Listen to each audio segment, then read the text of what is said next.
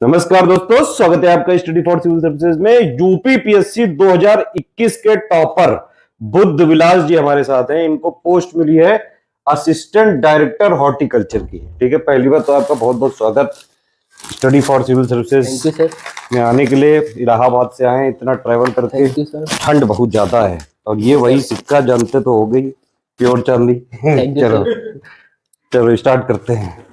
सबसे पहले अपने बारे में बताइए, ये जो आपका नाम है बुद्ध विलास, ये कैसे पड़ा और इसका क्या मतलब है? सर, मेरा नाम के पीछे एक कहानी है कि मेरा जन्म बुद्ध के दिन ही हुआ था। अच्छा, तो मेरी दादी ने बुद्ध विलास ही नाम रख दिया। अच्छा। बाकी आपकी कैसे क्या ग्रेजुएशन हुई, प्रारंभिक शिक्षा कहाँ पे हुई, कैसे आपने मतलब बचपन बीता, और ये पीसीएस में आने का सपना था या अपने आप डेस्टिनी आपको ले आई, कैसे क्या हुआ? सर, मेरा उस स्कूलिंग गांव के ही बगल से हुआ और हाँ। मैंने यूपी बोर्ड का छात्र रहा। यूपी बोर्ड के ये भी हैं? यूपी बोर्ड का रहा। 10वीं मैंने की अपने गांव से और 12th भी अपने गांव से किया। तत्पश्चात मैं सर 2013 में कानपुर आया, यहाँ पे एग्रीकल्चर की तैयारी करने के लिए। अच्छा। कि जो यूपी कैडर के यूनिवर्सिटी हैं, जैसे चंद्रशेखर आजाद कानपुर में, बांदा है और मेरठ में एक है, एक फैजाबाद में। तो फिर 1 साल तैयारी किया। उसके पश्चात मुझे सर एडमिशन मिला फैजाबाद यूनिवर्सिटी में। अच्छा। फिर सर वहां से 1 साल में चेंज करके बीएचयू के लिए, क्योंकि फैजाबाद को सर मैं अफोर्ड नहीं कर पाता था, फीस ज्यादा थी। तो फिर तैयारी करता रहा सर, फिर मुझे मौका मिला बीएचयू में। अच्छा। तो सर मैंने ग्रेजुएशन बनारस यूनिवर्सिटी से कंप्लीट किया 2018 में। और तत्पश्चात सर मैंने पोस्ट ग्रेजुएशन इलाहाबाद यूनिवर्सिटी में 2018 से 2020 में कंप्लीट किया।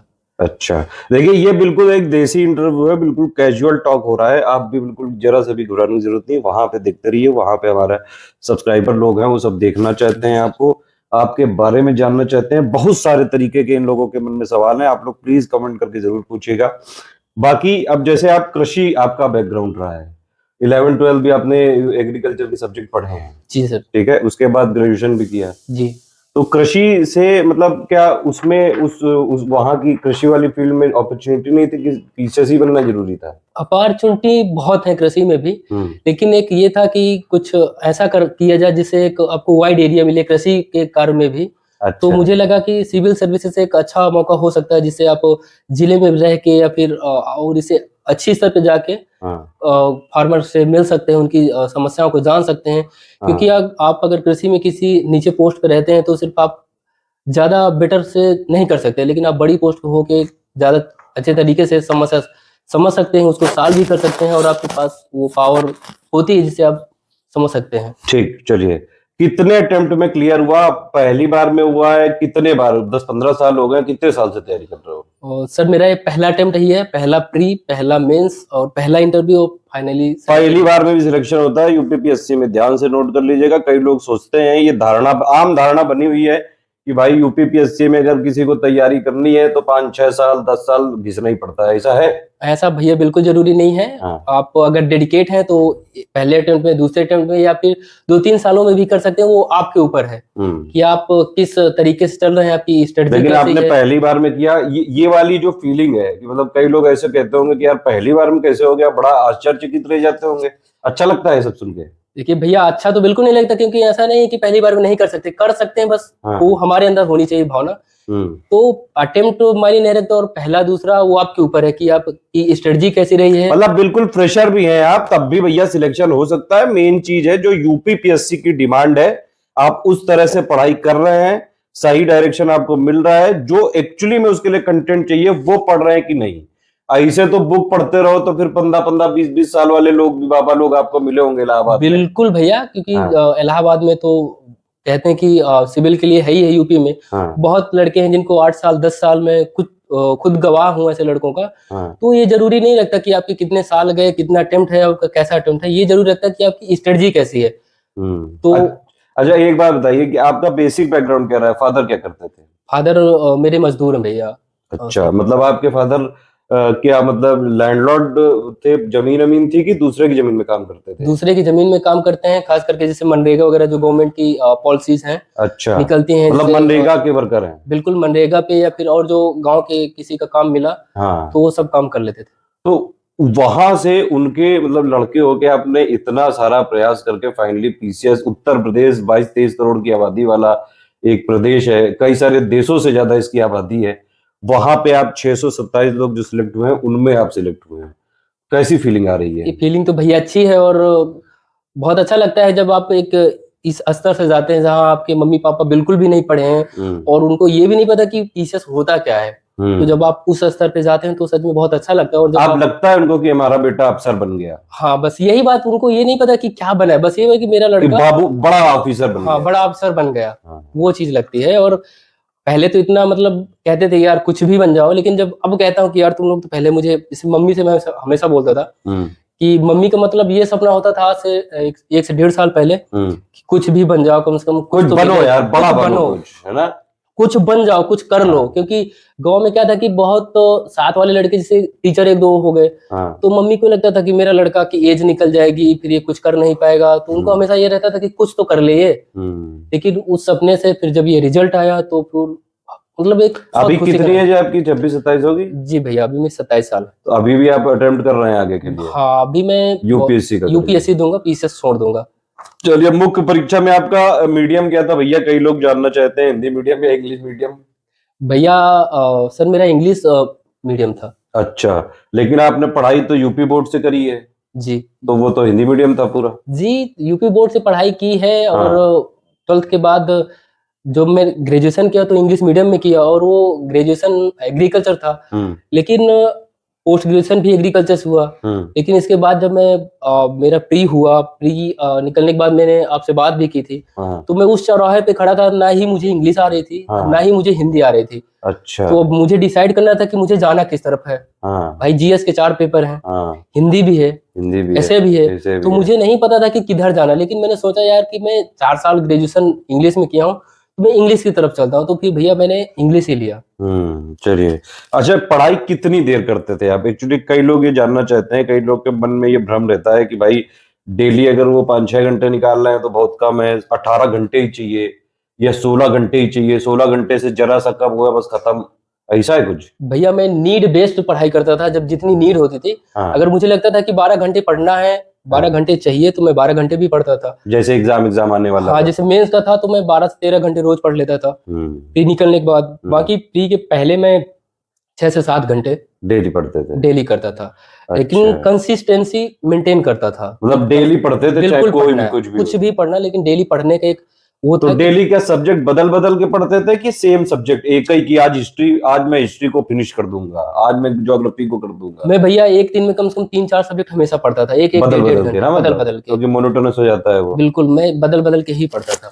भारत में कृषि विषय को लेकर ये भ्रांति है कि इसमें बहुत ही सीमित अवसर मिलते हैं। आपने क्या सोच के मतलब कृषि से ये इंटर ग्रेजुएशन, आपको लगता था कि कुछ मिल पाएगा हमको कि ऐसे ही कर रहे हैं सब? नहीं, ये तो हमेशा लगता था कि कृषि एक इतना बड़ा एरिया है और हमेशा आपको कुछ नया करने के लिए अवसर मिलेगा। अगर आप कृषि से ग्रेजुएट हो रहे हैं तो आपके पास बहुत सारे अपॉर्चुनिटी। पीसीएस ना होते तो क्या होते हैं? पीसीएस ना होता तो फिर मैं अपना एक ऑर्गेनिक फार्मिंग और या फिर प्रिसीजन फार्मिंग या प्रोटेक्टेड एग्रीकल्चर पे कुछ अच्छा करने का कोशिश करता। अच्छा, तो मतलब अगर अभी जैसे अब आप तो बिल्कुल एडमिनिस्ट्रेशन में ही आ जाएंगे, कोर एडमिनिस्ट्रेशन में, असिस्टेंट डायरेक्टर हॉर्टिकल्चर। अब इसके लिए भी जो भारत सरकार के कई सारे आपको मिलेंगे अपॉर्चुनिटीज, वहां से मतलब कैसे कृषि में नए नए जो है सुधार करे जाए, नई नई जो स्कीम आ रही है उनको इम्प्लीमेंट भी किया जाए। आपको लगता है कि कृषि के लिए जो सरकारें हैं हमारी, चाहे वो केंद्र सरकार है चाहे वो राज्य सरकार है, इन लोगों ने किया है अच्छा काम? भैया सर काम तो बहुत अच्छा हुआ, लेकिन जो हमारी स्कीम्स हैं उनका प्रॉपर इम्प्लीमेंटेशन ग्राउंड लेवल तक नहीं हो पाता। तो उस चीज को हमें थोड़ा सा और करने की ग्राउंड लेवल तक इम्प्लीमेंट काहे नहीं हो पा रहा है जब सरकार पूरा अपना जोर लगा रही है? भैया अवेयरनेस की थोड़ा सा कमी है। अच्छा, कि जो भी हमारे अवेयरनेस के माध्यम है, चाहे वो केवीके हो, जागरूक नहीं है लोग। हाँ, लोग जागरूक नहीं है, क्योंकि एक सबसे बड़ा समस्या है कि आज भी हमारा किसान प्रॉपर लिटरेट नहीं है, पढ़ा लिखा नहीं है। तो वो इन चीजों से बढ़ता है। जैसे कि मैं अपने गांव को, मुझे खुद का पता है कि मेरे गांव में इतनी सारी स्कीम है, जैसे प्रधानमंत्री फसल बीमा योजना हो गया, प्रधानमंत्री कृषि सिंचाई योजना हो गया। तो इन सब स्कीमों के बारे में मुझे कुछ नहीं पता। जैसे कि मिनिमम सपोर्ट प्राइस है, हम 22-23 क्रॉप के लिए परचेज करती है गवर्नमेंट, उनके बारे में भी उनको नहीं पता। वो वही प्राइवेट मंडियों में भी आज भी वो बेच के चले जाते हैं। नहीं, लेकिन सरकार ने बहुत इसको वो प्रसारित किया है, डीडी किसान बना दिया है, कितने सारे ऐप बना दिए सरकार, और क्या करे भाई, इतना तो पढ़ा रही है, इतना तो अवेयर कर रही है, और कहाँ तक जाए? सर अवेयर तो कर रही है, हाँ। लेकिन हम क्या ये भी देख पाना जरूरी होता है कि हम ग्राउंड लेवल तक कितना अवेयर कर पाए। तो हाँ। जो थोड़ा बहुत पढ़ा है हाँ। वो तो चीजें समझ पा रहा है, और जो हमारे कंट्री में आज जो लोकल किसान है उसको जोड़ना जरूरी है। बिल्कुल, हमारी कंट्री में आज भी 84% मार्जिनल और स्मॉल फार्मर है, तो उन तक हम अपनी अवेयरनेस को नहीं पहुंचा पा रहे हैं। तो उसके लिए थोड़ा सा और काम करने की आवश्यकता है। गवर्नमेंट तो अपने लेवल से काम कर रही है, लेकिन जो उसके नीचे लोग हैं हाँ। ग्राउंड लेवल पे जिनको करना चाहिए, हाँ। वो उतनी जिस लेवल से उन्हें करना चाहिए वो शायद नहीं कर पा रहे हैं, ठीक से अपना काम नहीं कर अपना रहे काम हैं। नहीं कर पा या रहे फिर ये सिस्टम की खामियां हैं कि भाई सब लोग कहते हैं कि सिस्टम ही ऐसा है, हम क्या कर रहे हैं? हैं। सिस्टम की खामियां थोड़ा बहुत कह सकते हैं, लेकिन जो नीचे स्तर पे है एक तो थोड़ा हमको काम करना चाहिए कि किसान को और जागरूक करें। हाँ। जो अपना लेवल है इस उनको पे आप अपना रोल कैसे निभाएंगे? अब आप असिस्टेंट डायरेक्टर हॉर्टिकल्चर बन गए हैं, आप अपनी तरफ से क्या करेंगे? सरकार की जो भी आपके सामने कोई स्कीम आई उसको इम्प्लीमेंट कराना हो तो क्या उसके लिए प्रयास करेंगे ज्यादा? बिल्कुल प्रयास करूंगा। अगर जो भी स्कीम आती है तो मैं उसका हमेशा ग्राउंड लेवल पे विजिट करूंगा कि क्या लोगों को ये बात पता हो रही है जो स्कीम आई है, उसके बारे में कितना उनको क्या नॉलेज है। तो इस बारे में उनसे जाके ग्राउंड लेवल पे जाना होगा, क्योंकि हम एक जिला में बैठ के, डिस्ट्रिक्ट में बैठ के, केबीके में बैठ के ये अंदाजा फील्ड पे उतरना पड़ेगा। फील्ड पे आपको उतरना पड़ेगा, और आप एक बड़े रैंक पे हैं तो आपको जाना चाहिए। क्योंकि अगर हम डिस्ट्रिक्ट में बैठ के ये सोचेंगे कि हमारा जो स्कीम है प्रॉपर पहुंच पा रहा है, कोई जो है अपना सबऑर्डिनेट भेज दो वो कर देगा, हाँ, ये सब नहीं चल पाएगा। ये सब नहीं चल पाएगा। आपको फील्ड पे जाना पड़ेगा, ग्राउंड लेवल पे। अच्छा, एक बात बताइए, आप जैसे मनरेगा में आपके फादर थे, तो जो ओवरऑल फैमिली अर्निंग वो तो काफी कम होती होगी? जी सर, ओवरऑल जो अर्निंग थी वो सच में बहुत कम थी, लेकिन ये था कि जो मेरे छोटे चाचा थे हाँ। और बड़े पापा थे, तो वो लोग सपोर्ट करते थे वो लोग। मतलब आप ये समझ लीजिए कि मनरेगा में उनके फादर जो है एक वर्कर थे, लेकिन फिर भी बेटा पीसीएस बना है, और नेक्स्ट जो बेटा है वो भी अब तैयारी कर रहा है। बिल्कुल, आप भैया के चैनल पे वो जुड़े हुए हैं, छोटे वाले भाई। हाँ। और उनका भी ग्रेजुएशन हुआ है, और मुझे उम्मीद है कि वो बहुत अच्छा करेंगे बहुत जल्दी, क्योंकि जो डेडिकेशन चाहिए उस डेडिकेशन उस बंदे में दिखता है। नहीं, मेन बात है कि मेहनत आप लोग कर लेते हो लगातार, कि भाई अगर पैदा हो गए गरीबी में कोई दिक्कत नहीं है। आप इस वाले स्टेटमेंट को मानते हो कि आप पैदा भले ही गरीब हुए हो लेकिन मरना गरीब नहीं है? बिल्कुल भैया। और मेरे पिताजी भैया हमेशा ये बात बोलते थे कि देखो यार, मैं अगर 8 घंटे मेहनत कर सकता हूँ तो तुम 8 घंटे बैठ के पढ़ जरूर सकते हो। हाँ, पिताजी का सपना था। मतलब ये था कि अगर मैं 8 घंटे फावड़ा करके तुम्हें पढ़ा सकता हूँ तो तुम 8 घंटे पढ़ सकते हो। अगर मैं 8 घंटे काम कर सकता हूँ तो तुम आप 8 घंटे पढ़ जरूर सकते हो। तो पिताजी ने कितना स्ट्रगल किया है, कितनी मेहनत करी है, तभी उन्होंने बचपन में ही समझ लिया था कि कुछ तो अपने बेटों को बना के रहेंगे। बस उनका मतलब ये सपना था कि मैं मजदूर हूँ, मुझे मजदूरी के लिए दर दर भटकना पड़ता है। हाँ। तो मेरे बेटे मतलब कभी ऐसा फेज ना देखें कि उनको मतलब अपना लिवलीहुड चलाने के लिए मजदूरी इधर उधर भी देखना पड़े। कई बार गांव पे होता है कि काम भी नहीं मिलता, तो ये सारी समस्या हम लोग देखे। और पिताजी से जैसे कई बार पैसा लेना होता था तो कई बार पैसा भी टाइम पे नहीं आ पाता था, लेकिन उस चीज को हम लोग भी समझते थे कि यार नहीं है तो 5 दिन बाद आएगा। इस ये वाला स्टेज थी, इसमें फाइनेंशियली जैसे आपके चाचा ने, बड़े पापा ने सपोर्ट किया, कोई दोस्त यार भी सपोर्ट किए इसमें? हाँ, मेरे एक सीनियर थे, और उनका सीएम नाम है। अच्छा। उन्होंने मुझे पिछले 2 सालों में बहुत ज्यादा हेल्प की, क्योंकि जब फाइनेंशियली, क्योंकि चलो बहुत अच्छी बात है, ऐसे लोग भी हैं जो पढ़ने लिखने वालों को सपोर्ट करते हैं। बहुत अच्छा है कि आप इतने मतलब कितना लोअर स्ट्रेटा से निकल के कितना ऊपर तक आए हैं। मतलब ये जो एक फीलिंग है ये एकदम ही अलग नहीं हो गई होगी चयन के पहले, जब तक आप सिलेक्ट नहीं हुए थे, मतलब नाम नहीं आया था, और अब कैसा फील कर रहे हैं? लोग आपको ट्रीट कैसे करते हैं? देखिए भैया, चयन के पहले तो एज ए मैं वही था जो पहले था, लेकिन चयन के बाद पूरा एक बदल सा गया। रिलेटिव, फ्रेंड, पहले लोग इग्नोर करते थे? बिल्कुल, थोड़ा बहुत इग्नोर सभी करते हैं कि यार बस पढ़ ही रहा है, 8 साल से बाहर है। और जबकि उनको ये भी नहीं पता था कि मैं 8 साल से। अच्छा, पहले आपने ग्रेजुएशन भी क्योंकि बाहर रखी? हाँ, मेरी ग्रेजुएशन ही बीएचयू से हुई है, 2 साल फिर पोस्ट ग्रेजुएशन भी बाहर हुई। वो सोचते थे कि 8 साल से बाहर तैयारी कर रहा है, तैयारी कर रहा है, तो इसका होता क्या नहीं कभी है। तो मतलब ये होता था कि रिलेटिव से फिर मैं दूर हो जाता था कि इन लोगों की वैसे क्वेश्चन आएंगे तो मतलब नहीं रखना है, और अपने काम से अंजाम। आप कैसा फील करते हैं? आप लोग आपके पास आते हैं बताने की कि आपको याद है मैं आपकी बुआ की चाची की ताई के भतीजे का लड़का हूँ, ऐसा कुछ बोलते हैं? सिलेक्शन के बाद तो भैया ऐसे ऐसे लोगों को फोन आए कि मैं आपके यहाँ से हूँ, ये हूँ, वो हूँ। तो फिर जस्ट मुझे अभी भी जो मेरा अगला स्टेप है उसके लिए मैं दुनियादारी अब समझ गए हो कि आप जो दोस्त वही रहेंगे जो हमारे जो पहले थे आपके जर्नी पे। हाँ। वो अब भी रहेंगे, और जो अब जुड़ रहे हैं शायद वो अपने मतलब से आ रहे हैं। तो ये चीज तो समझ में आता है। चलिए खैर, इतनी मेहनत करिए तो सक्सेस को एंजॉय भी करना चाहिए। अब एंजॉय करो, और क्या, जितने आपको इग्नोर किया अब भी इग्नोर करो यार, दुनिया है, जिंदगी लेके आओ तो अपना जो टाइम है ना वो बदलता जरूर है। पहले उनका टाइम था, अब आपका टाइम आया जी है। भैया, वक्त जो है कहते हैं ना कि वक्त चेंज करता है अपने आप को, तो आप वक्त के अनुसार चलते रहिए और वो अपडेशन जरूर आएगा। तैयारी के दौरान लक्ष्य पर ध्यान कैसे केंद्रित रखें, क्योंकि आप इलाहाबाद में रहते हैं, वहां तरह तरह के डिस्ट्रैक्शन होते हैं। कभी कोई कहता है कि जो है आयोग में बिना पैसे के सिलेक्शन नहीं होता है। क्या लगता है आपको, बिना पैसे के सिलेक्शन नहीं होता है? बिल्कुल बिना पैसे के सिलेक्शन होता है। यहाँ तक कि मेरे फादर बोलते थे ये बात कि यार, जैसे उनको गांव में कई लोग बोलते थे कि मतलब बड़ी नौकरियों में पैसा लगता है, तो मुझसे जब मैं घर जाता था तो एक बार उन्होंने बोला कि यार तुम जो तैयारी कर रहे हो तो उसमें तो पैसे से काम होता है, और सिर्फ पढ़ाई से कुछ नहीं होगा। सिर्फ पढ़ाई से कुछ नहीं होता। अब मेरे रिलेटिव भी उनसे यही बात बोलते थे, भाई पिताजी जहां जहां जाते थे तो ये बात सुनने को आता था। तो मैंने उनसे एक बात ये बोली थी कि देखिए, अगर पैसे से सिलेक्शन होता भी है ना, तो अगर 100 सीट है तो 25 से 30% सीटें जाएंगी पैसे से, बाकी 70% तो है। मैं उस 70% में फाइट करूंगा। मैं उनको ये जवाब देता था कि यार मुझे उस 70% में फाइट करनी है जो सेफ है। अभी आपको क्या लगता है कि आप सेटिस्फाइड हैं? यूपीपीएससी आयोग ठीक काम कर रहा है? मतलब कम से कम आपका सिलेक्शन हुआ बिना कोई पैसे वैसे के, बिल्कुल ईमानदारी से मेहनत करके तैयारी करके आप सिलेक्ट होके आए हैं। बिल्कुल। तो आयोग ठीक काम करता है? बिल्कुल, ये कह सकते हैं कि आयोग बिल्कुल ठीक काम कर सकता है। बस आयोग को थोड़ा अपने आप को और अपडेट करने की आवश्यकता है कि जो उसकी डेट आती है इस टाइम पे ये कराना है। मतलब वो सब चीजें अलग हैं, ट्रांसपेरेंसी वाले इशू, एग्जाम जल्दी कराओ, जो लोग हो गए उनको पोस्टिंग दे दो। जैसे जीआईसी वाले भी बचे हुए हैं अभी, अब आप लोग भी बचे ही हुए हैं। आप लोग की पोस्टिंग अभी रिजल्ट आया 1-1.5 महीना हो गया, कब तक पोस्टिंग बताया कुछ आयोग ने? पोस्टिंग भैया भी आयोग से कोई नोटिस नहीं आया। 5-6 महीने लग जाएंगे, 4-5 सरकारी काम है। हाँ, 4-5 महीने लग जाएंगे। ये लोगों का मतलब, लोग इतनी इजीली मान लेते हैं ना कि हाँ ठीक है 5-6 महीने तो लगेगी, सरकार का काम है।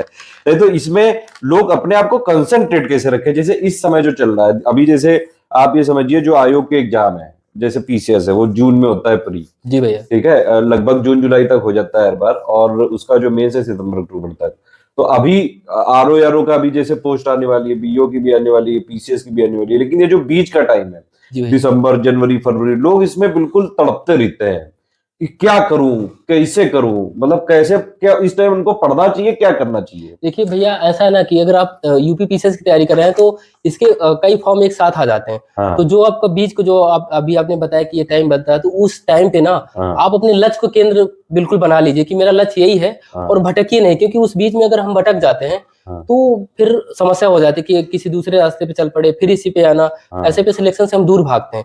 तो जो टाइम आपको मिल रहा है उस टाइम को इसी पे डेडिकेट कर देना। जो भी इसका सब्जेक्ट है, टेस्ट सीरीज है, प्रीवियस पीवाईक्यू है, उन्हीं पे आप केंद्रित करिए, तो शायद आप मतलब पढ़ते रहो, कुछ पढ़ते रहिए, इसी से रिलेटिव पढ़ते रहिए। अभी शादियों का मौसम आ गया तो सब शादी अटेंड करने लगे हैं, तो मतलब शादी वादी भी करो लेकिन पढ़ाई करते रहो। बिल्कुल करिए, लेकिन थोड़ा बच के करिए, ज्यादा टाइम मत गवाइए कि एक गैप ना बनने पाए। सोशल मीडिया में ज्यादा फंसने की जरूरत नहीं है, बिल्कुल ज्यादा फंसने की आवश्यकता बना रहे हैं लोग, फेसबुक में फोटोबाजी कर रहे हैं, ये सब नहीं करना है। दिखावा थोड़ा सा दूर रहना चाहिए, क्योंकि आप एक ऑफिसर की जर्नी पे जाने वाले हैं, थोड़ा दिखावा से बचिए। इतनी बड़ी पोस्ट मिलेगी तो मतलब कुछ सेक्रीफाइस तो होना चाहिए यार, नहीं तो मजा कैसे आएगा? बिल्कुल भैया, सेक्रीफाइस अच्छा वाला मांगता है। बड़ी सफलता बड़ी मेहनत भी मांगती है। बिल्कुल तो भैया, अगर आप बिना मेहनत के अंदर जाओगे और सक्सेसफुल हो गए तो वो आप ना सफलता को एंजॉय कर पाओगे, ना सफलता आपको एंजॉय कर पाएगी। बिल्कुल भैया, अगर आप सफलता करके गए हैं अपनी पोस्ट पे, इस पोस्ट पे गए हैं, तो उसको जो उसपे बिताएंगे टाइम, वो एक अच्छा टाइम बीतेगा। अच्छा, चलिए अगर चले गए, कुछ और पूछते हैं आपसे। ये कुछ है कि डेली कितने घंटे पढ़ाई की, वो आप बता ही चुके हैं, 5-6-7 घंटा। 5 से 7 घंटा। अच्छा, परिश्रम, अनुशासन, धैर्य, आत्मविश्वास, सही मार्गदर्शन, इनका कुछ महत्व है चयन होने में? बिल्कुल बहुत बड़ा महत्व है, क्योंकि परिश्रम आपको हमेशा करते रहना है, सेल्फ कॉन्फिडेंस बना के रखना है, और एक प्रॉपर गाइडेंस। अच्छा, एक बात बताइए, आपको ये पहले लगता था कि आप बन पाएंगे पीसीएस? देखिए, ये तो मैंने जब मान लो आप पहली तैयारी, आप वहां इलाहाबाद में रहे, वहां कई लोग मिले होंगे कि 6 साल से तैयारी कर रहा है, 8 साल से कर रहा है, 10 साल से कर रहा है, वो लोग फ्रस्ट्रेट कर देते हैं ना कि नहीं नहीं यार नहीं हो रहा है, आजकल यूपीएससी वाले सब मारे ले जा रहे हैं, है ना? बिल्कुल भैया, ऐसा लगा था, क्योंकि मैं कई सारे लोगों से मिला था, क्योंकि जब मैं स्टार्टिंग इलाहाबाद आया था तो मुझे ये भी नहीं पता था कि कौन सी बुक्स पढ़ना है। एक्चुअली में एनसीईआरटी पढ़ना है, लक्ष्मीकांत पढ़ना है, हिस्ट्री में क्या पढ़ना है, मुझे कुछ भी आइडिया नहीं था। तो मैं वेरियस लोगों से मिलता था। हाँ, तो एक तो मुझे किसी ने प्रॉपर गाइडेंस नहीं दिया, हाँ, और उसके बाद जितने भी लोगों से मिला तो उन्होंने कहा कि यार कोई कोचिंग कर लो तो तुम्हारा बेसिक हो जाएगा। तो प्रॉपर गाइडेंस नहीं मिला, और भड़काने वाले लोग तो बहुत मिले कि आपको 4 साल लग जाएगा, 6 साल लग जाएगा, पहला मेंस तो आपको बस देखने के लिए होता है। हाँ। ऐसे अच्छा, भी ये लोग बहुत वाली सारे, धारणाएं भी चलती बिल्कुल हैं बिल्कुल ऐसी धारणाएं मिली। और मैं ऐसे लोगों कि का मतलब पहला मेंस आदमी देने जा रहा है इतनी मेहनत करके, वो कह रहा है ऐसे ही होता बस है। वो देखने के लिए कि आप जा देख के आओ आप। मतलब ऐसा जब मैं मेंस दे रहा था तो बोल रहे थे, एक दो लोग से मेरी बात हुई कि यार देखो उसमें तुम जितने भी क्वेश्चन आते पूरे लिख ही नहीं पाओगे पहले पेपर में।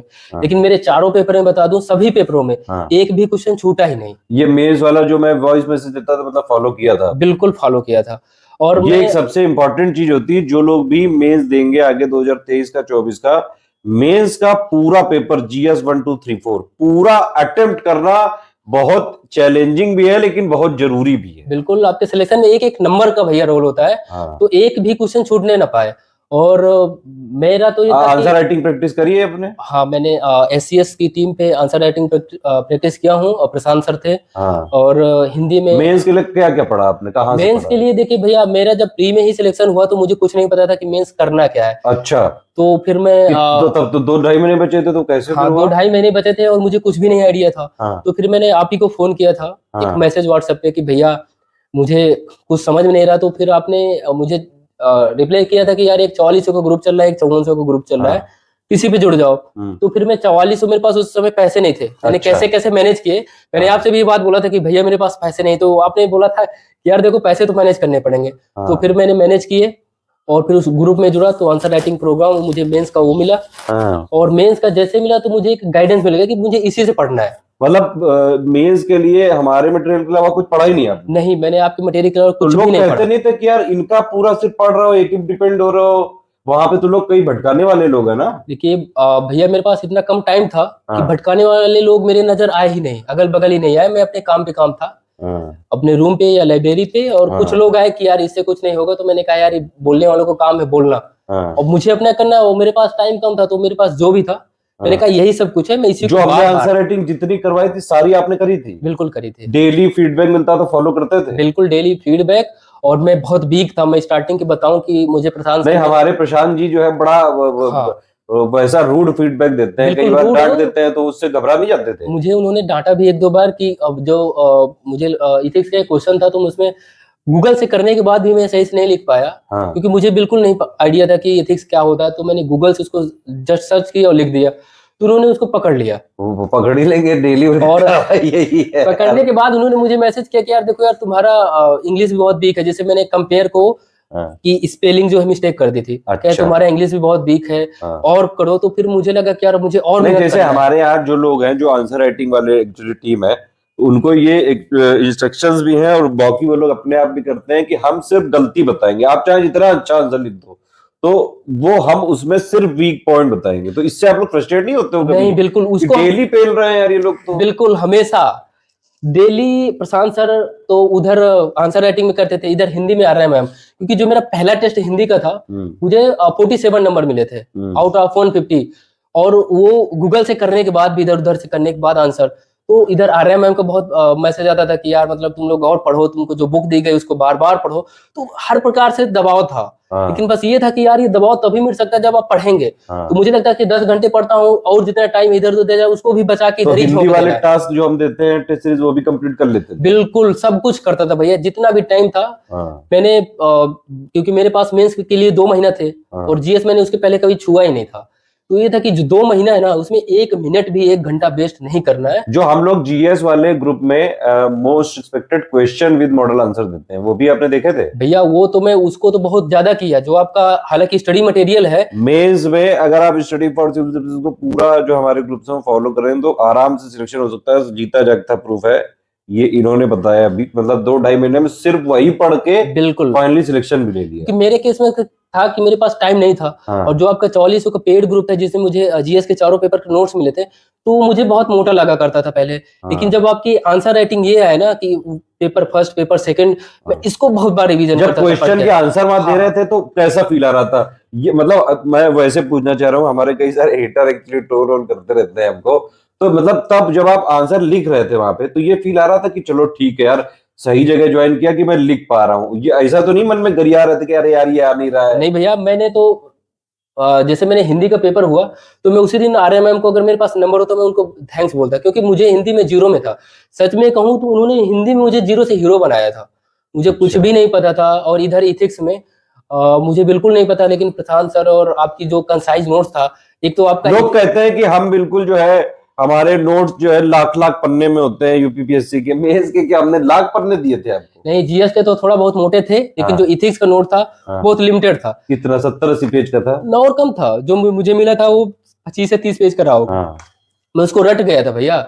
और जो जीएस 1, 2, 3 है ना, उसमें एक्चुअली इतने पॉइंट हैं। अब आप ये समझिए, जीएस 1 में 2 यूपी के स्पेशल वाले पॉइंट हैं, जीएस 2 में भी है, जीएस 3 में भी है, उनको अलग से डेवलप करना पड़ता है पूरा। बिल्कुल भैया। तो इसलिए अंडरस्टैंडिंग और थ्योरी मतलब पूरी क्लियर रहे, क्योंकि हम ये भी बोलते हैं कि आपको कोई बुक नहीं पढ़नी है, तो उसके लिए एटलीस्ट उतना सफिशिएंट तो देना पड़ेगा। लेकिन ये है कि अगर आपके जीएस के जो चारों पेपर हैं, अगर वहां से कोई करके जाएगा तो कोई क्वेश्चन, मुझे ये लगता है कि सब क्वेश्चन अटेम्प्ट कर लेगा, उसने सीरियसली पढ़ा है। हाँ, और और लिखा भी है। बिल्कुल लिखा भी। आंसर राइटिंग पढ़ना तो आप 20 बुक पढ़ लो, उससे कोई फायदा नहीं, अगर आप लिख नहीं पा रहे हैं तो कुछ नहीं हो सकता। आंसर राइटिंग बहुत ज्यादा जरूरी है, क्योंकि वहां पे आपकी स्पीड बहुत ज्यादा चाहिए। हाँ। अगर आपको, क्योंकि वहां पे सोचने का आपको टाइम नहीं मिलता है, तो आपकी आंसर राइटिंग की तो जैसे वहां speed- 3 घंटे में आपको 20 क्वेश्चन मिलने होते हैं, तो आप मतलब 3 घंटे के टाइम में कैसे मैनेज कर रहे थे, ये जरा बताइए लोगों को। आप क्या मतलब हर क्वेश्चन में टाइम वाइम देख के कर रहे थे कि पहले से प्रैक्टिस थी, कैसे करा आपने? नहीं, मैंने किसी क्वेश्चन स्ट्रेटेजी क्या थी बिल्कुल, पेपर अटेम्प्ट करने की? मेरी स्ट्रेटजी ये थी कि मैं सिंपली 2 मिनट में सभी क्वेश्चन देख लेता था। अच्छा। कि मुझे कितने क्वेश्चन समझ में आ रहे हैं, कितने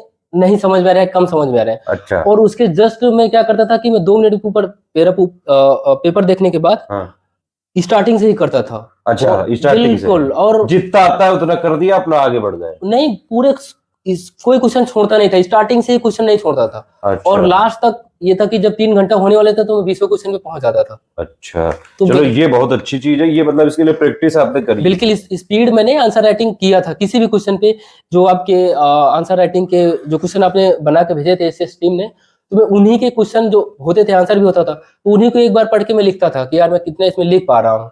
अच्छा, मतलब नहीं भी आती है आंसर राइटिंग तो भी कोई दिक्कत वाली बात नहीं है। आप जो अपने पीयर्स हैं उनके भी आंसर देख सकते हैं, हमारे मॉडल आंसर भी देख सकते हैं, और जो हमारी गाइडेंस होता है, पर्सनल गाइडेंस, क्योंकि वो देते हैं हमारे एडुकेटर कि भैया इस पे वर्क कर लो, कीवर्ड लिख लो, ये सब पे वर्क करते थे आप फाइनली? बिल्कुल बिल्कुल भैया। आपका जो मैसेज आता था, जैसे मैं पेड ग्रुप में था हिंदी वाले में, तो अभी कभी कभी आपका मैसेज आता था कि यार 3 साल के एटलीस्ट पीवाईक्यू को बिल्कुल आंसर राइटिंग करिए। हाँ। तो मैं उस मेंस के दौरान क्वेश्चन आंसर निकाले, उनके वेरियस एस्पेक्ट पे गया कि यार जैसे इस बार ग्लोबलाइजेशन पूछा है, हाँ। तो इफेक्ट पूछ सकता है कि ग्लोबलाइजेशन के इफेक्ट क्या इंडिया में, तो उसके वेरियस सेगमेंट पे जाके मैं खुद से करता था। तो अच्छा। उसका मुझे बहुत फायदा मिला। चलिए, और ये वाली तो हो गई तैयारी वाली बातें। अब आप ये बताइए, जिस जॉब प्रोफाइल में आप जा रहे हैं, असिस्टेंट डायरेक्टर हॉर्टिकल्चर, क्या जानते हैं इसके बारे में? क्या काम होगा इसका? क्या मतलब चैलेंजिंग इन्वायरमेंट है, कैसा है, पैसा बहुत है, एक्स्ट्रा मनी है, क्या है? देखिए भैया, चैलेंजिंग तो थोड़ा बहुत होता ही है सभी पोस्ट। हाँ। इसमें क्या है कि ये असिस्टेंट डायरेक्टर ऑफ हॉर्टिकल्चर शायद यूपीपीएससी में पहली बार ये पोस्ट आई है। अच्छा। उसके इसके पहले यूपीपीएससी में कई पोस्ट पहली बार आई हैं। एक जैसे इंडस्ट्रियल अथॉरिटी जो मैनेजर वाली पोस्ट है वो भी पहली बार आई है, ये असिस्टेंट डायरेक्टर हॉर्टिकल्चर ये भी पहली बार आई है। और एक और चीज, कई लोग अलग अलग जगह पूछते रहते हैं कि भैया 3 नॉन इंटरव्यू वाली पोस्ट कौन कौन सी है, तो पहली पोस्ट है नॉन इंटरव्यू वाली टेक्निकल असिस्टेंट केमिस्ट्री, दूसरी है अधिशासी अधिकारी यानी कि सहायक नगर आयुक्त वाली, और तीसरी है डेप्टी जेलर। उसके अलावा सारी पोस्ट में इंटरव्यू आपका भी हुआ था ना? बिल्कुल भैया। तो क्या है मतलब प्रोफाइल? इसका जॉब प्रोफाइल के बारे में तो ज्यादा जानकारी हमको नहीं मिला, क्योंकि सैलरी वैलरी पैसा कितना मिलेगा? पैसा इसका मैंने बात किया था, 1-2 जिला कृषि अधिकारियों से मेरी बात हुई थी, तो उन्होंने बोला कि 5400 पे ग्रेड पे है। तो 5400 पेड पे है, समझ रहे हैं आप? अच्छी खासी पोस्ट है, मोटा माल मिलेगा। हाँ, 5400 पे ग्रेड पे है, तो सैलरी वही 81,000 के लगभग। अच्छा, बहुत बढ़िया, गजब सैलरी है। मतलब ये बाकी लोग को जानना चाहिए ये चीज कि भैया पीसीएस में सिर्फ एसडीएम, डीएसपी, बीडीओ ये सब पोस्ट तो अच्छी है, भौकाली है, लेकिन इनके अलावा भी कहीं भी आपको कोई भी पोस्ट मिल रही है तो उसका भी एक अपना भौकाल होता है, एक अपना रुतबा होता है, क्योंकि यूपी में आप कहीं भी जाओगे रहोगे, यूपी में स्टेट पे टॉप आई पे, बिल्कुल है ना? तो ये बताइए, जैसे भी बीच में सरकार कुछ कृषि मैनेजमेंट करने के लिए कानून लाई थी, फिर उस पर रद्द भी कर दिया, आपकी कुछ राय है इस पे? जी सर मेरी इसमें ये राय है कि वो जो 3 कृषि कानून लाए थे, एक कोऑपरेटिव फार्मिंग था हाँ। और एक नहीं वो उसको स्पेसिफिकेशन नहीं, बस वो मतलब वो वापस क्यों लिया है? वापस ले लिए। उनको शायद प्रेशर था फार्मर्स का, हाँ। तो प्रेशर के लिए लिए, क्योंकि पॉलिटिकल ये था कि अगर कुछ चुनाव, जैसे कई लोग जोड़े कि चुनाव का मामला है, अगर नहीं लेंगे तो सरकारें मतलब कुछ वो नहीं लेना चाहिए था कि लेना चाहिए था, ये बताइए। वापस नहीं लेना चाहिए था, क्योंकि वो किसान के हित में थे। वो हाँ। एक्चुअली वो फार्मर को समझा नहीं पाए। हाँ। अगर उनको पहले से फार्मर से कंसल्ट किया जाता तो शायद ज्यादा बेटर हो सकता। पहले से अच्छा। बातचीत करके उनको लागू करना मतलब चाहिए कि था। मोदी जी, सर जी, कोई कानून अगर आपने फाइनली एक बार दिया है तो वापस क्यों ले रहे हो यार? ये अच्छी बात नहीं लगती है। मतलब एज ए आम नागरिक भी कई लोग ये चाहते थे कि भाई अब जब ले लिया है, इतना विद्रोह हो भी गया था, तो समझाने का प्रयास ज्यादा बिल्कुल करना बिल्कुल, चाहिए। उनकी जो पॉलिसी है कैसे हाँ। वर्क करेगा उसको ग्राउंड लेवल तक पहुंचाना था, क्योंकि उसकी रियलिटी को जाने बिना फार्मर एजिटेशन कर रहे थे बहुत सारे। क्योंकि ऐसा था कि कुछ को तो जानकारी थी कि क्या है, भाई फार्मर को ये लग रहा था कि हमारा जो अभी ये मिल रहा है एपीएमसी मंडियां हैं ये खत्म हो जाएंगी, और वो कई सारे तरीके के भ्रम बिल्कुल फैलाए बिल्कुल गए। बहुत सारी भ्रांतियां चलिए थी। खैर, नॉर्मली हम लोग पढ़ाई पे रहते हैं, नहीं तो जबरदस्ती लोग कहेंगे कि लो पॉलिटिक्स कर रहा है, इसको पॉलिटिक्स करनी है। जो स्टूडेंट शुरुआत की तैयारी से अंत तक स्टूडेंट फॉर सिविल सर्विसेज पर भरोसा करना चाहते हैं, मतलब आपको क्या लगता है यूपीपीएससी के लिए अगर कोई एक आपको प्लेटफॉर्म का नाम बताना है जहां से आप ये कह सकते हैं कि हाँ सिलेक्शन हो सकता है, कोई है ऐसा प्लेटफॉर्म? देखिए आप तैयारी तो हर जगह से कर सकते हैं, लेकिन अगर एसीएस में आ रहे हैं तो डेफिनेटली अगर आप एक शिद्दत से कर रहे हैं मेहनत तो सिलेक्शन इजीली पा जाएंगे। हाँ, मतलब हम लोग जो नोट्स वोट देते हैं, कंटेंट देते हैं, वो काम के होते हैं। बिल्कुल काम का होता है, कंसाइज नोट्स होता है, हाँ। रिलेवेंट होता है, जो नीड बेस्ड है, मतलब जो आयोग को नीड है जितना जरूरी है बस उतना ही, उतना क्योंकि बस। हम एक्स्ट्रा चीजों पे नहीं, भैया हमको ज्ञान ही नहीं बनाना, हमें बिल्कुल सिलेक्शन चाहिए। जितना आयोग को चाहिए सिंपल आप बात उतना है ये, पढ़िए। इसमें हम कोई वो नहीं करेंगे। प्री मेंस के बाद इंटरव्यू के लिए लोग बड़े परेशान रहते हैं, जैसे 2022 वाले लोग मेंस दिए बैठे हैं। अब वो लोग के पास बड़ी समस्या है, क्योंकि रिजल्ट आ नहीं रहा है, और रिजल्ट आएगा, मान लो उनका ना हुआ, इंटरव्यू की तैयारी पहले कर ली, तो कई लोग ये कंफ्यूज है कि भाई पहले कर ली तो वो बेकार हो जाएगी। क्या करे आदमी अभी इस समय जो मेंस दिए बैठा है? देखिए जो मेंस दिए बैठे हैं तो उनका जो ऑप्शनल रहा है, हाँ। या फिर उनका जो बैकग्राउंड, जिस बैकग्राउंड से आए हैं इंटरव्यू के लिए, वैसे क्वेश्चन वो देखें। हाँ। यूट्यूब में बहुत सारे मिल जाएंगे उनके ऑप्शनल के बच्चे जो इंटरव्यू मॉक दिए होंगे। हाँ। तो रिलेवेंट क्वेश्चन जो है उनके बारे में थोड़ा सा स्टडी कर लें। और UPPSC topper tips by study for civil services एक प्लेलिस्ट बनी हुई है, उसमें हमारे जितने भी यूपीपीएससी के टॉपर्स हैं उनके इंटरव्यू भी दिए हुए हैं, टिप्स भी दिए हुआ है, स्ट्रेटेजी भी दिया हुआ है। जो लोग भी मेंस की तैयारी करना चाहते हैं, लेटेस्ट का करंट अफेयर, यूपी का करंट अफेयर, और जैसा इन्होंने बताया कि अपना प्रोफाइल प्लस अपना ऑप्शनल, इन सब पे भी कुछ बिल्कुल क्वेश्चन बिल्कुल, तैयार क्योंकि करेंगे। इंटरव्यू में क्या है कि आप मॉक में आपसे कुछ भी पूछा जा सकता है, लेकिन जब आप रियल इंटरव्यू फेस करते हैं हाँ। तो वहां पे आपको आपके ऑप्शनल से बहुत सारे क्वेश्चन होने वाले हैं। और जो मुद्दे आपका करंट जो में इंटरव्यू हुआ था यूपीपीएससी में, जी कितनी देर चला था? मेरा इंटरव्यू करीब 17 से 18 मिनट चला था। 17 से 18 मिनट। क्या क्या क्वेश्चन पूछे?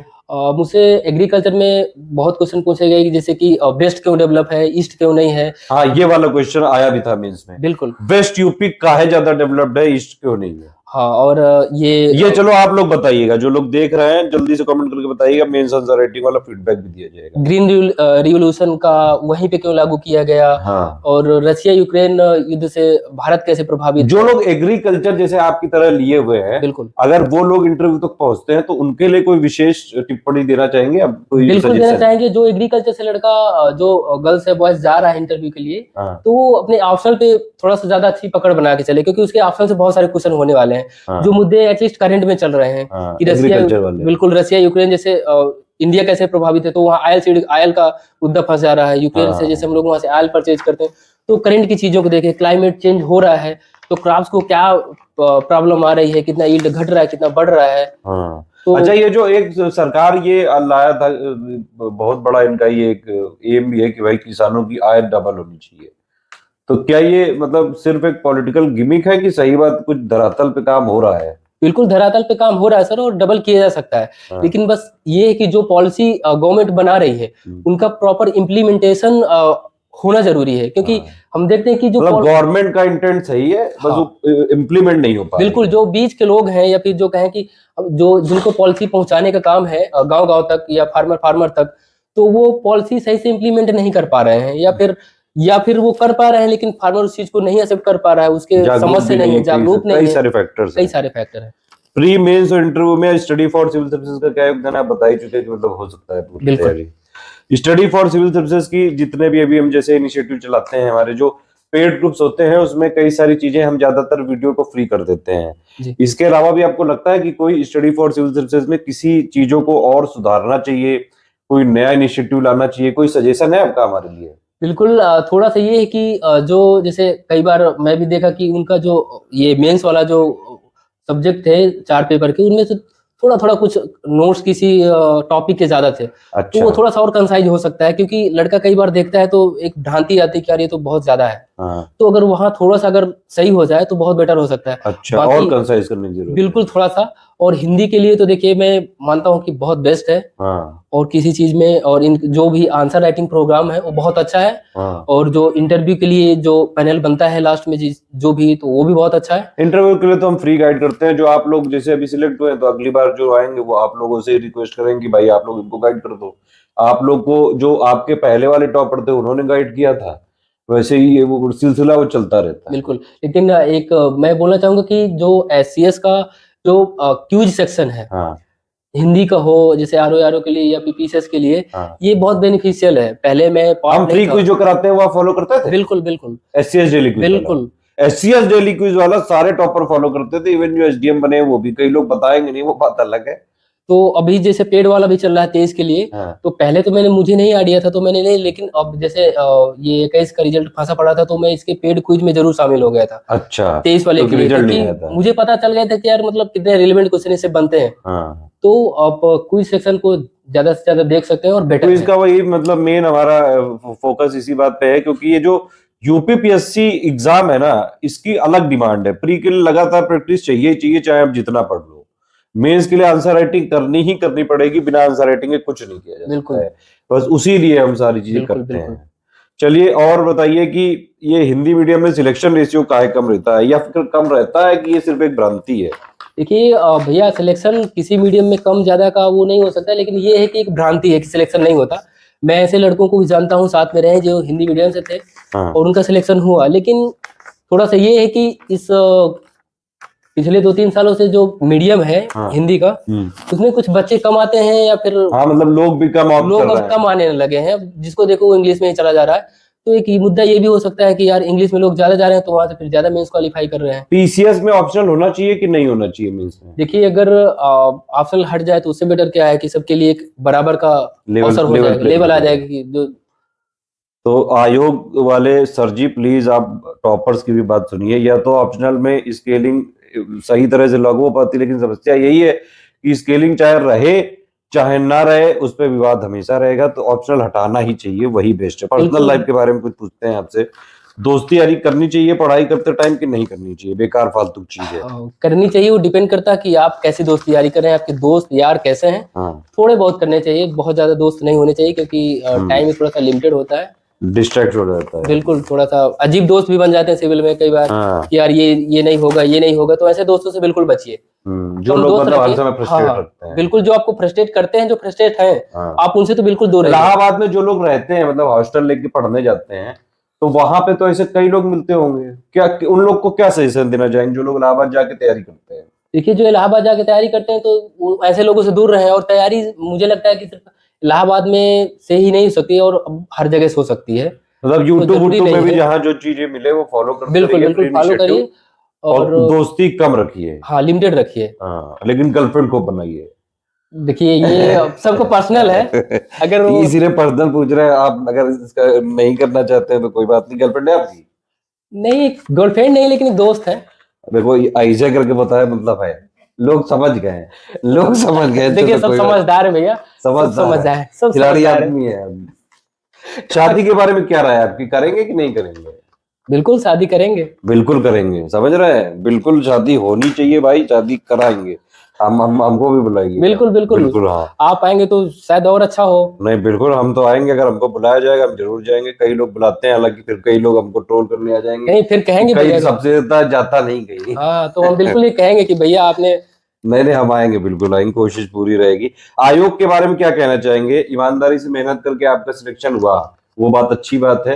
लेकिन ये जो आयोग कई सारे एग्जाम की मार्कशीट नहीं दिखाता है, जैसे 2021 की मार्कशीट दिखाई लेकिन उनमें प्री का नहीं दिखा रहा है, प्री का कट ऑफ नहीं दिखा रहा है, इस पे कुछ मतलब होना चाहिए सिस्टम की ठीक कि नहीं? बिल्कुल भाई, इसमें थोड़ा सा आयोग को अपडेट होना चाहिए कि टाइम पे मार्कशीट रिलीज करे हाँ सभी की, और थोड़ा सा टाइम का मतलब ध्यान एक रखे। स्टैंडर्ड ऑपरेटिंग प्रोसीजर होना चाहिए कि भाई एक भर्ती है तो वो कब उसका नोटिफिकेशन आएगा। जैसे बीपीएससी वालों ने इस बार किया है, बड़ा अच्छा किया है, उन्होंने ये तक बता दिया है कि इंटरव्यू का रिजल्ट कब आएगा। मुझे तो लग रहा था ये भी कहीं ना बताते हैं कि तुम्हारी पहली सैलरी इस दिन आएगी।